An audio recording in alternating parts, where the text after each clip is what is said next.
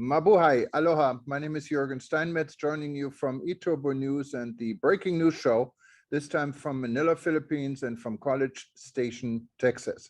It's a beautiful day here in the Philippines today, nice and sunny and very warm. And Peter, how's everything in College Station? Well, it's a beautiful night here in College Station. We have dark skies, which is very typical of the night, but we do have a pretty moon, and we had a beautiful day, and we're expecting a nice, warm, and pretty day with blue skies and nice white puffy clouds that'll be floating in the sky, which will make the place look even prettier. So I'm expecting we're going to have a nice night, and we're going to have an even better day tomorrow. Well, it looks like here in the Philippines, everyone is getting ready for the upcoming election. There's a lot of campaigning, a lot of colorful T-shirts, telling people where you stand politically. But I also see a lot of guys with machine guns running around here in front of my hotel, what makes it a little bit scary. But it looks like it's everything around looks kind of peaceful. So let's hope it stays like this. Well, of course, the way things look and the way things are often very different. There's lots going on in the world, though. Certainly today in the United States, we did have some bad news for our economy. The economy shrunk. Instead of growing, it actually decreased. And when you compare that with the major inflation rate, which is taking place in this country and in Europe, that's got to have bad news for the tourism industry, because people don't spend a lot of money on tourism if they're afraid that they're going to need the money for food or for transportation or for basics. And one of the, I think, issues the tourism industry is going to have to face is the fact that we are seeing more and more the potential shrinking of the middle class. And the middle class is really the heart of tourism. So if the cost of, especially of diesel fuel, continues to rise, you're going to see people really needing to spend a lot more money on their basic food and air conditioning in the summer or in the winter. Of course, we saw also in Europe and Germany now back down because the Russians decided to cut off oil to Poland and to Bulgaria, two countries which don't have major pipelines. But this has really scared the Germans radically. And the Germans are really afraid that if the Russians cut off oil to them, this could cause a major summer crisis all across Europe as far as vacations, travel. And of course, people are they need energy. Without energy, you're stuck. You can't move anyplace. So these are going to be real challenges. This could be really the summer of discontent. And this could be a very difficult summer. Hopefully not, but there's the potential for it to be. And don't forget, Peter, I just saw a report just minutes ago in the National Geographic about expecting that marine life, as we know today, will pretty much be completely extinct in 2300. Obviously, you and I won't be here, or none of us will be here to see this, but it's still quite shocking if you think that maybe life on Earth would become impossible in a few hundred years. Yeah, I don't know if that report, how its total accuracy. That's based on what's called a theory that actually started in the 1890s. I'm sorry, yeah, in the 1890s, based on the assumption that the Earth would be overpopulated by the year 1910, and that the world would start coming to an end. And by the way, they're predicting the end of marine life forever. So one, I think whenever you see those reports, you have to take them with a little bit of a grain of salt. It's assuming that the world doesn't come together and one does not protect marine life. Two, that often these are miscalculations because they're based on a statistical model, which has tended to be more inaccurate than accurate on the whole. So we'll have to see. Of course, neither you or I will be here to turn to National Geographic in 300 years and say, you guys were wrong. But I think what you're really saying is it's important that we do have good conservation, that we work on ways of protecting the oceans. and that we work on ways of developing new food sources. Um, and that means that part of the problem is, of course, the green energy people. And what they're in many ways doing is they're hurting the environment terribly. And there's a difference between environmentalism and climate change people. The environmentalists and the climate change people don't always agree with each other. And that's something that has to be thought through. There's a lot of confusion about that.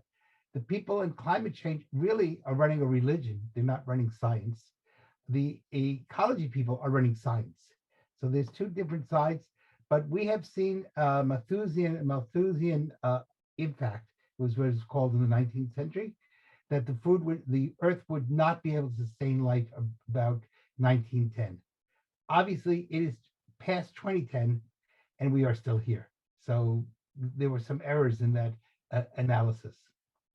Yeah, and of course, no one can predict the future, but something is up, and I think we all need to be aware of all these things happening. And I found it quite refreshing yesterday when I saw a Russian cosmonaut shaking hands up with an American astronaut.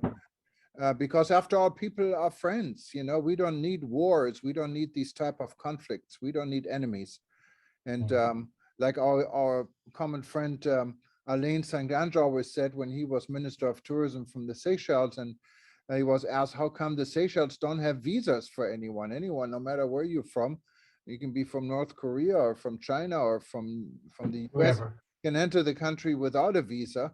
And I said, well, we're friends with everyone, enemies with none. And that's the ideal thing. And of course, only a small island republic can really do it, but Yes. it's a good start. Yes. Well, the problem is that unfortunately there is human selfishness.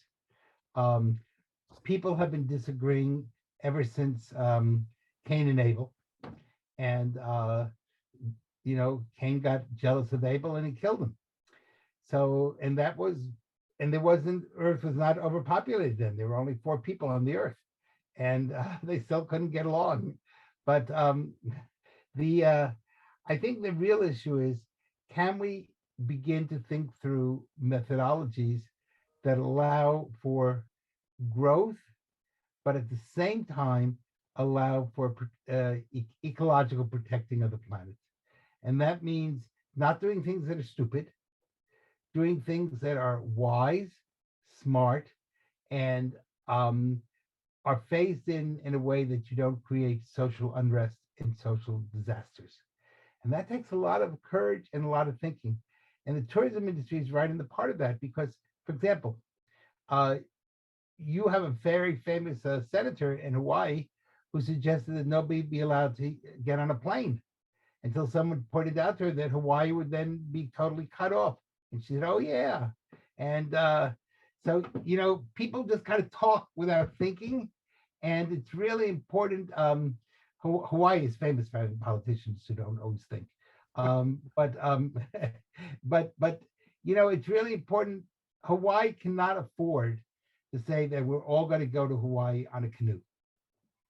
It would be a little bit hard. I can agree with now, you. Now, Hawaii really has 3 systems. Either it's going to have to live with fossil fuel for a while, or it's going to have to move everybody to canoe, or you have to take everybody off the Hawaiian Islands and just say, sorry, these islands are now unlivable.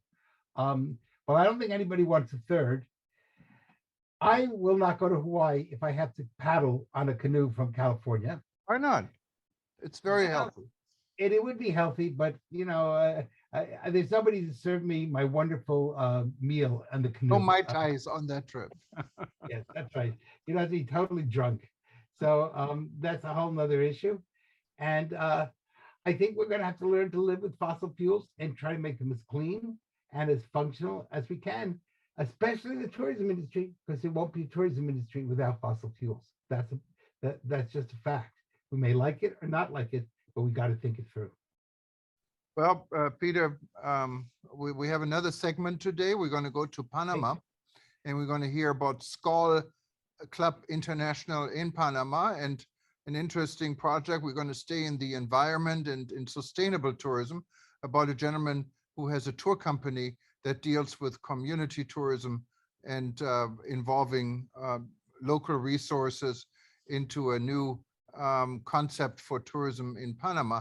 And he's part of our SCOL club in Panama. So we're going to hear from him. And unless there's anything else pressing today, No, I want to wish you a happy weekend, and I know you're looking forward to coming back to the United States on May 3rd. So yes, stay well. look forward to that. And in the meantime, I'm going to enjoy the Philippine hospitality, and we'll see you very soon. Bye-bye. Take care. Thank you. Bye-bye.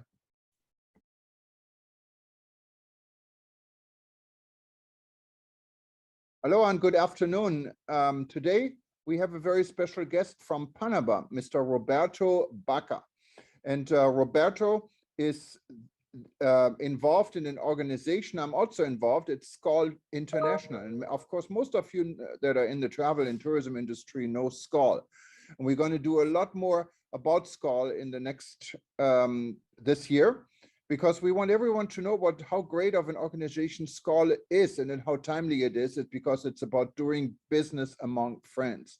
SCOL has been around for how many years now, Roberto? Is it not 86 years, actually, yeah, 1934. Yeah. 86 years, and it started in France and in Sweden, I believe. That's correct. With a group of people coming together, traveling and having a good time, and it now expanded in clubs. It's kind of, if you look at a Rotary club, it's kind of a similar concept, and it's global, and especially now in the times of crisis and conflicts. SCOL is playing a very important role to keep the peace part of the travel and tourism industry together. So we're very happy to have Roberto with us. He's actually joining us from Panama. And most of you probably know where Panama is. It's in Central America. It's actually very accessible for those that live in the United States, and also in Europe. You have TACA Airline, I believe it's Copa Airlines. Copa Airlines, but it's part of the Star Alliance, and it's a really amazing place to visit. I had the privilege of visiting Panama one time. A lot of culture, a lot of history. Everyone knows the Panama Canal. But Roberto, tell us a little bit more about SCOL, Panama, and what you're doing. Well, we're pretty much, just following what our president in SCOL International has said that we should do, right? It has the number of new members is one of our goals. And we've been able to actually enhance from 39, we used to have to 47. That's 25% of the new members we have in our membership. And also, well, yes, we are pretty much restructuring our ways of governance in such a way that we have been able to make some promotional changes dealing with social networks. And in fact, we're so proud to be part of the public relations, media, and communications committee with you as well, and Arnetta Cardenas, which is our director for that particular matter. And what can I say? We're pretty much happy, and today that is our happy World SCOL League Day. Well, what can I say? We're just pretty much enthusiastic about the things we can do, not just for Panama, but for all over the world, with all 317 clubs and 12,500 members in 102 countries. No, it's called, yeah, it's an amazing organization, and it's very international and global. SCOL is doing a lot of good things. It's relevant these times, especially when we go through all of this. But tell us a little bit more. I understand you're involved in sustainable tourism projects. Yes, we're working with sustainable tourism issues in 4 regions in which we divide the country here in Panama: the Occidental region, the Central region, the Canal region, and the Oriental region, which is pretty much close to Colombia, and that's in the Darien province. And that's a particular, pretty much famous region of the country because it has gotten 562,000 hectares in a national park. So that's actually called the lung of Central America, because the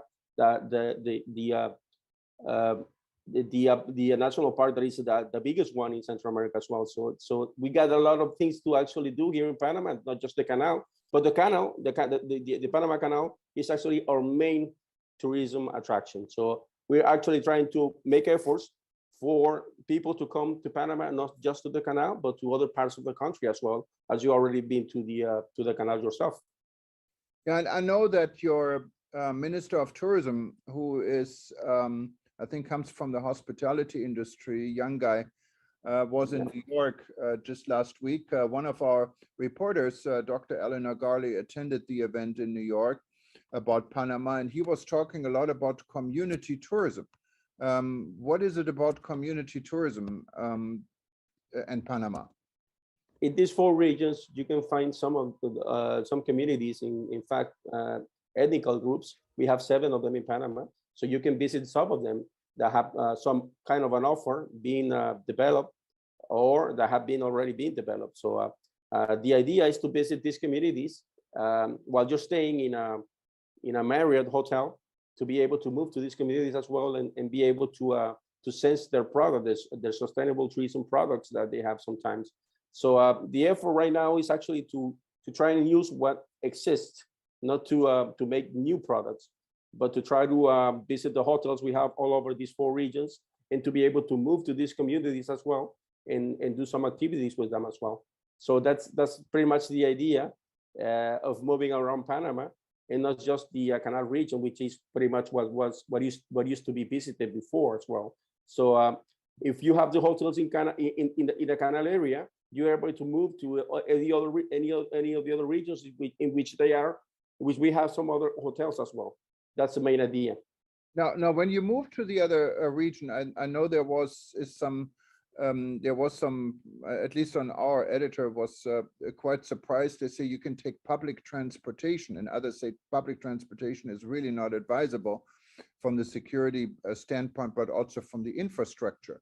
That means community tourism is about public transportation, or how does this work? I mean, you could use public transportation. It's not that insecure as well, but if you have the money to actually rent a car, you can use a car to move yourself from one place to another, or in other ways, you can use also a tour operator or a travel agency that can move you around and show you these communities as well. So it's not necessary to actually take public transportation, but if you have to use it, we have really good public transportation with air conditioning units, and also specialized tourism services, transportations that can take the tourists from one place to another. Sure. Now, how you say use in sustainable tourism, you want community tourism. How is the community benefiting from these activities? They actually get to have some income, which from an economical point of view is really important, but also they conserve nature, and as well they are showing us their culture, and that gives them a value of the nature that they have, so that they can take care of that, and also take care of their own culture as well, and not experience these transculturational issues that can actually change the way of living and being as well. So it's pretty much about that. And when we talk about sustainability, it's actually being able to manage sustainability in these communities in such a way that we can have people actually looking out towards conservation of the nature, and also conservation of the culture as well.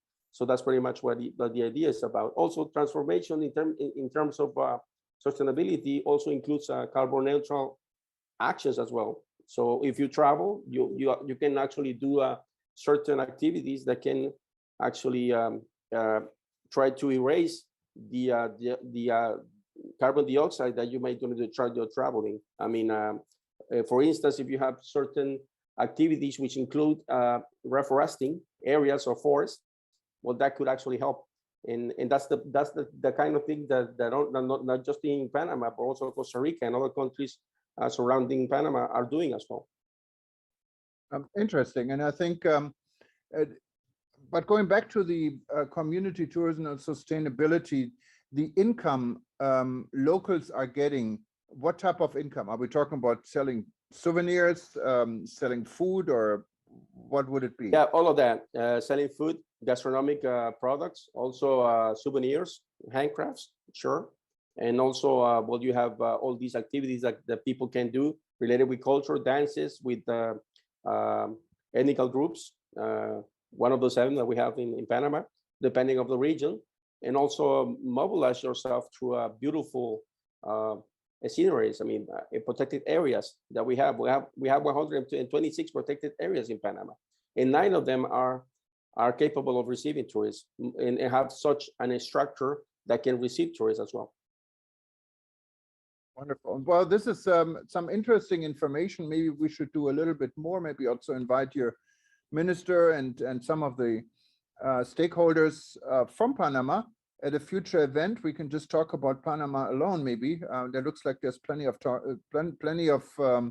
discussions we could have. I know Panama is getting now more active of becoming also a source destination. In the past, it's your airline did not cooperate that well and didn't allow really stopovers for reasonable rates. And I think this is changing, isn't it? Yeah, we're trying to change that. I guess there's a lot more that the private sector has to do with developing tourism here in Panama. So that's the main effort that we're trying to make with the SCAL as well. Actually, we have many of our members have very much a big influence in what the private sector has to say about developing tourism. We cannot be romantic. I mean, it's not about taking a person, a tourist, to a community to not have a good experience. If you're not capable of taking a tourist to a community and he's not going or she's not going to have a good experience, don't take them there. Please don't take them there, because tourism is all about the experience. You want to have a good experience. You don't want to go to a community by being romantic and saying we're going to make some money for them and everything, but they're not ready to receive tourists. So that's the point here in Panama. We're trying to actually, with SCAL, to let the tourism ministry to actually the way they should do things and try to take advantage of what we have in each region that is capable of being visited right now. And and what we have to work on to actually make things better for those destinations that have to be or need to be improved. Well, very interesting. And Roberto, thank you so much for joining us today. And hopefully we can hear a lot more, and all the best to you and our friends at SCAL. Well, as we say here in SCAL, together we are stronger as one. That's what we're doing all over the world. Thank you very much, Jürgen. Thank you. And you speak Spanish there, right? Is that the native the language in Panama? Yeah, we speak Spanish in Panama, but we also have a lot of influence from the States. That's why some of us speak English as well. Yeah. No problem with English. Okay. No problem with English. That's correct. All right. Okay. Take care. Okay. Ciao. Same to you. Same to you. Thank you.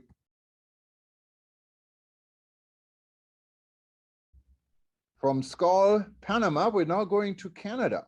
And I forgot to mention, anyone who wanted to know a little bit more about SCAL, you can find SCAL on the website. Just go to scal.org. It's spelled SKAL.org.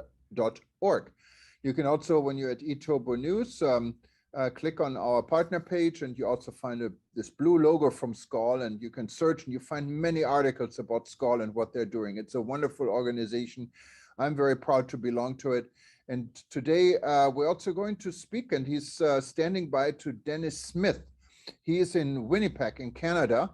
Fantastic city. Anyone of you haven't traveled to Winnipeg, it's the place to go if you like human rights, because there's a human rights museum I visited before, what is quite amazing.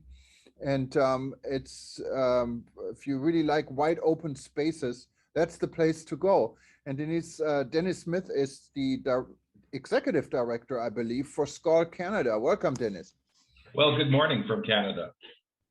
Tell us a little bit more about you, about SCAL in Canada, and how's everything going? Well, it's been certainly a challenging last couple of years, but we have a very, very strong core of people in Canada that have been very involved with SCAL. Personally, I've been involved for about 15 years, and I've had the opportunity to travel to about 10 North American conferences, as well as about 6 international conferences. And it's a fantastic organization to make connections worldwide on a business-to-business basis, as well as just social connections. So it's been very, very rewarding for myself personally. And Skull, how many Skull clubs do you have? Because Skull is built on local clubs. It's really a Yeah. global organization, but with a strong local flair, because every Skull club kind of works almost independent under Yeah. one global roof, right?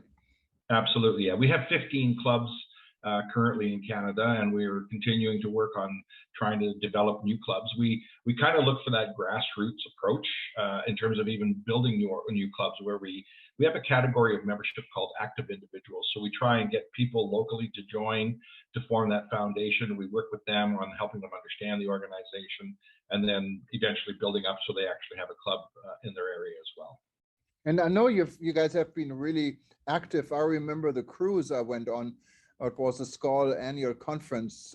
It went up Halifax and some of the beautiful sites on the Atlantic Ocean, far away from Winnipeg, I guess. But I think right. you guys from Skull Canada put this all together, and I still remember this was a great event, because Skull is also about fun. It's about partnership. Yeah. It's about friendship, and it's about business. And yes. So what are your goals for this year? We're all coming out of a pandemic right now and trying to get back to normal. Well, we started our process last year.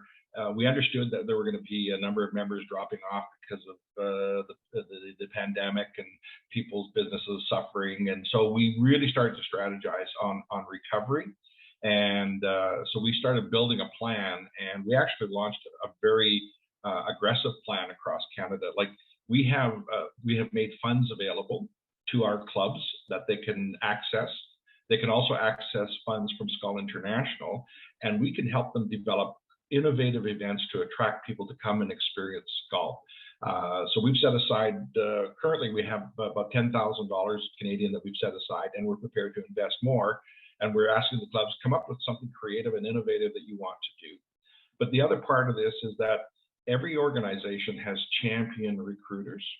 And so we set out a program to actually recognize those people that are the strong recruiters, because they're the ones that help build the organization. So we're actually having a draw at the end of the year for every new member or returning member. The individual or the club has their name entered in a draw, and we're going to be drawing for about $1,500 in Visa gift cards. So we want to recognize people that are helping us grow. And you're talking about a little bit Young Skull, and Young Skull, it's really the future. Young people are the future of anything, and also the future of Skull, right? Because sometimes Skull has this image of being a club of very seasoned people, because in the past only CEOs, I believe, were able to join the club, and that has all changed a little bit, didn't it? Absolutely. Your word "seasoned" is certainly a good one to use. I belong to that club now, so what can I say? Don't we all? But that is the challenge of the organization. It does reach the more senior, upper management and senior management levels. So by default, you're going to have more mature people. But we have younger people that are buying into their family businesses or taking over new positions. And Young Skull starts at the college or university level, and it also extends into a category of Young Skull professionals, so that you have young people that are just coming into the business, into junior to intermediate level management positions that can become integrated. And that has been very successful with some of the clubs in Canada that have used that tool. So, there's different ways of people getting connected, whether it's as an active individual member or as a Young Skull person. So yeah, it's a good resource, and a lot of clubs work very, very closely with their local colleges and universities that have travel and tourism programs to help educate them on what the organization's about. Well, and so if you had a wish list, what cities in Canada should have a Skull club and don't have one yet? Well, I could name off about 100 cities. Unfortunately, our capital, Ottawa, it's a very challenging market. We used to have a club there, but we don't. We've tried a couple of times to reestablish it, but it's a very, very challenging market to hold people's attention. We have some maritime provinces that were really, really hit hard with the pandemic, and tourism is like everything in those markets. And we had 2 clubs, and they are currently on hold because they've just lost too many members. So that's kind of a big focus for us to help them recapture those members and then reestablish those clubs. So, I'm hoping over the next couple of years that we'll get back up towards about, 18, 19 clubs and have really good representation from coast to coast. Wonderful. And one last thing, doing business with friends, what does it mean for you guys in Canada? Well, we've actually taken a step further. In Canada, we've actually launched a satellite program, which we call Connect the Skull Way. And it's part of our Canadian platform where, it's actually available to any member worldwide, but it is driven in Canada primarily. We really see connecting in three key areas. One is on a business-to-business basis. Secondly is on that social network, creating new friends. And thirdly is on the personal travel side, where you can reach out to any club anywhere in the world and ask people for help for, maybe a special arrangements for accommodations or travel information or just local connections. So we drive that as the primary benefits of the organization. And that's really the nice thing about Skull, because when you travel and there's a Skull club, you can feel like you're at home because you're welcome to attend and to be part of the local scene, and you probably make new friends, right? That's one of the ideas, I believe, behind Skull. Absolutely, and you're right about that. Like the cruise out of New York that went up to Halifax, we were at an international conference in Australia, and my wife and I planned on staying longer, but we didn't have any plans, and we met some wonderful people in Australia who said, "Come on up, come visit us," and we ended up staying at these wonderful places along the Gold Coast, and it was just all spontaneous connections with people. So it happens that at that level, and you go to these conferences and you meet with people that you met 10 years ago, and it's like you're meeting your best friend. It is that kind of a connection in the organization. And that's what we need, especially in today's age with war and everything else going on. And Skull has actually, not Skull Canada necessarily, but the Skull clubs in Europe and Romania. We had a session on all these wonderful things they have been doing to help refugees from Ukraine.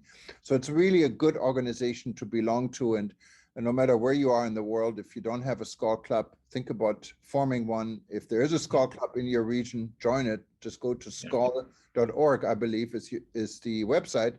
And you can sign up. And if you have any difficulties, feel free to contact us. I'm a Skull member also, and we'd be happy to help you wherever we can to be part of our community. And it's a lot of fun, I can tell you that. Well, Dennis, thank you very much for joining us. And for everyone else, please stay tuned. We're going to go to Manila, Philippines. And today was the start of the Coffee Festival 2022. What's also a lot of fun. We have just some short scenes from the opening today. And after this, we're going to say goodbye. Aloha, mabuhay. I'm in the Philippines right now. And bonjour. I guess in Winnipeg, they speak English for most part. Good night.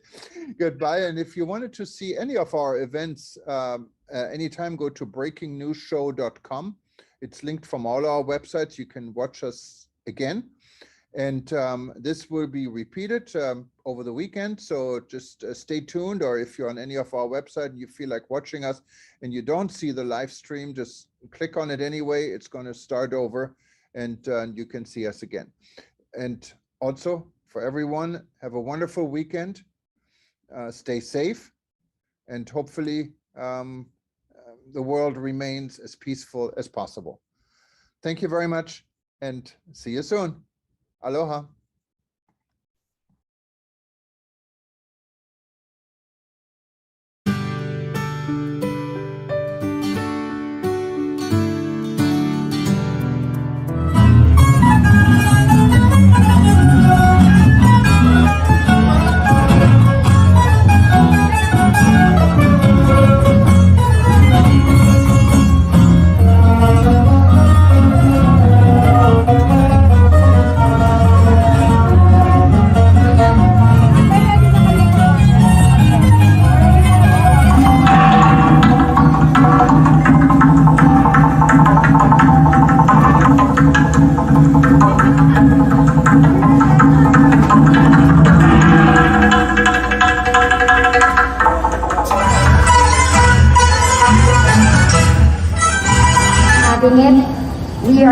alert level 1, cases continually become low, and more importantly, hospitals are not full. And a lot of hospitals have already removed their COVID ward. It's because of your passion and perseverance for this advocate that we are here today, and I congratulate all of you for doing so. You have shown faith in our produce, our farmers, and our consumers, international and local. But Rich, you might be very pressured because, you know, His Excellency was telling me they have the best coffee.